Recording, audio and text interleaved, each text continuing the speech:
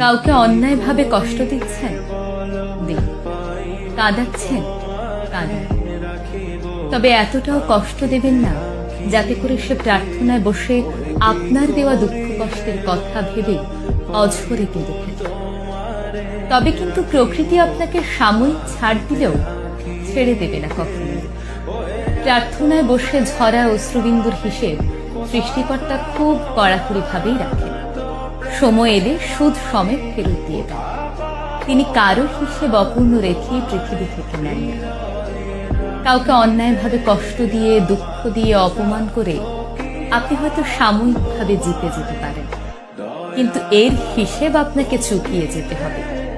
কষ্ট পেতে হবে, দুঃখ পেতে হবে, ঠকতে হবে, অন্য কারো কাছে, অন্য কোনোভাবে। তাই জীবনে আর যাই হোক, কখনো কারো দীর্ঘশ্বাসের কারণ হবে না।